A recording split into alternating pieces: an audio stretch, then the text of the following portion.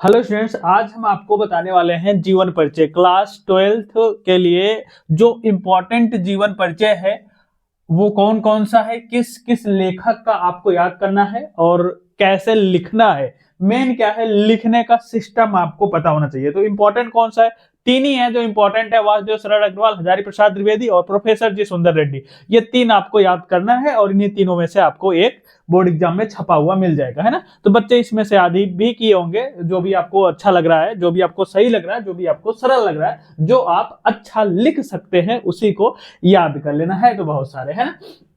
तो पहले नंबर पर जो मोस्ट इंपॉर्टेंट है वासुदेव शरद अग्रवाल का है। भाई देखो, इनका तो करना ही पड़ेगा आपको, क्यों? क्योंकि इनसे रिलेटेड आपका गद्यांश पूछा जाएगा। अगर आपके सेट में गद्यांश नहीं आया तो जीवन परिचय 100% है।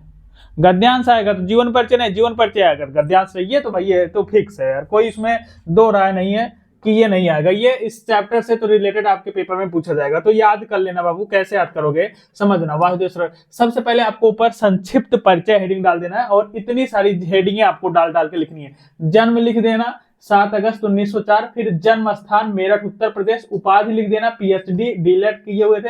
भाषा और शैली, भाषा शैली आप दो हेडिंग अलग अलग डाल सकते हैं, नहीं तो आप एक ही में डाल दीजिए, है ना। भाषा में आप याद रखिएगा खड़ी बोली लिख दीजिए, कौन सी, केवल खड़ी बोली लिख दीजिएगा। और शैली में विचारात्मक, यहाँ पर तो हमने बहुत सारा लिखा हुआ है लेकिन अब आपके लिए हम बता रहे हैं, भाषा में आप केवल खड़ी बोली लिखिएगा, शैली में विचारात्मक या व्याख्यात्मक दो लिख दीजिएगा या एक ही लिखिएगा। इतने से आपका काम हो जाएगा, बहुत ज्यादा नहीं। इसमें तो हमने बहुत सारा डिटेल्स में लिखा हुआ है, तो इतना आपको, क्योंकि आप याद नहीं कर पाओगे, कंफ्यूज होगे, इसलिए हम आपको बता दिए ना। भाषा शैली तो आप अलग अलग हेडिंग भी डाल सकते हो। फिर रचनाएं आ गई, पृथ्वी पुत्र, भारत की एकता, कल्पवृक्ष, माताभूमि, वागदर, ये हमने आपको याद भी कराया हुआ है ना। तो रचनाएं आप मैक्सिमम रचनाएं जितनी याद है सब छाप देना। फिर मृत्यु लिख देना भैया 27 जुलाई 1967। फिर प्रसिद्धि लिख देना, निबंधकार, ये साहित्यकार के ये सब दुनियादारी जो भी आपको पता है यार। लेकिन प्रसिद्धि चाहे लिखना या ना निकला, लेकिन यहां तक पॉइंट आपका इंपॉर्टेंट है, मोस्ट इंपॉर्टेंट है। शॉर्ट फॉर्म में बता रहे, प्रसिद्धि तुम काट दो, नहीं याद कर पाओगे तो ना लिखो, कुछ नहीं पढ़ा तो। लेकिन इतने पॉइंट्स आपको जरूर लिखना है, कैसे लिखना है वो हमने बताया। फिर आपको जीवन परिचय डालना,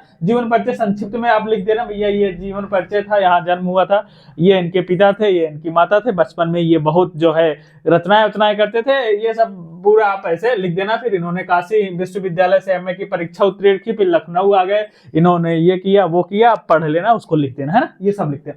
फिर आपको साहित्यिक परिचय भी डालना होगा, जीवन परिचय के बाद साहित्यिक परिचय भी हेडिंग डालना होगा, ये इंपॉर्टेंट है। हेडिंग अगर नहीं डाल के लिखोगे तो भाई नंबर नहीं मिलेगा। साहित्यिक परिचय में आपको लिखना है भैया इनका साहित्य में क्या स्थान था, है ना, साहित्य में इनका क्या स्थान था वो लिखना होगा। फिर आप चाहो तो रचनाएं डाल के लिख सकते हो, शैली फिर वही लिख दिया बच्चे ने, नहीं तो आप केवल यहीं तक साहित्यिक परिचय तक भी आप छोड़ सकते हो, क्योंकि रचनाएं आप ऊपर डाल ही चुके हो। समझ गए नहीं समझ गए मेरी बात? इतना आपको करना पड़ेगा, इतने में आपका 80 शब्दों में हो जाएगा और नंबर पूरे के पूरे। ये है ट्रिक, ये है ट्रिक। तो आपको याद कितना रखना है, इतना तो आपको, ये जो संक्षिप्त परिचय ये तो आपको भैया याद करना ही पड़ेगा। इतने आप याद करोगे तो इतने से आपका काम हो जाएगा। समझे नहीं समझे? दूसरे नंबर पर आते हैं हम, बताते हैं हजारी प्रसाद द्विवेदी का। डॉक्टर हजारी प्रसाद द्विवेदी का कैसे करोगे? वही चीज, सेम चीज आ गया, जन्म, जन्मस्थान, पिता माता, बचपन का नाम, सम्मान, रचनाएं, प्रसिद्धि, मृत्यु।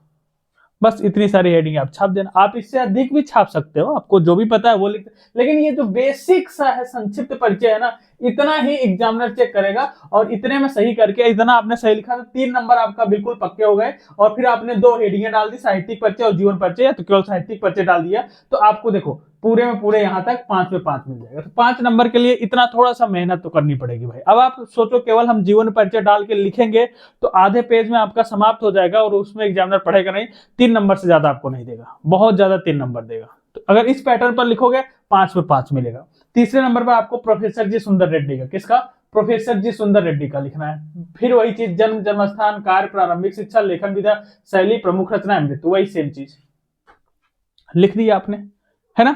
ये पॉइंट है, इसी पॉइंट को ध्यान रखना है। बाकी ये सारी चीजें तो सभी लिखता है, जीवन परिचय, साहित्यिक परिचय, हेडिंग डाल के, उसमें एग्जामिनर बहुत ज्यादा नहीं पढ़ेगा, हम आपको सही बता दें। बस यही चीज आप याद रखना, इतना छाप देना, इतने से आपका काम हो जाएगा। राइटिंग अच्छी है कि नहीं अच्छी है कोई मैटर नहीं करता है ना, लेकिन इस पैटर्न पर लिखा होना चाहिए, फ्लो चार्ट जरूर बना होना चाहिए। ये 3 याद कर लीजिएगा, इतने से आपका काम हो जाएगा। नेक्स्ट वीडियो हम पद्य का बता देंगे, ये गद्य का था, इतने से आपका काम हो जाएगा। वीडियो अच्छा लगा शेयर कर दीजिएगा। Thank you.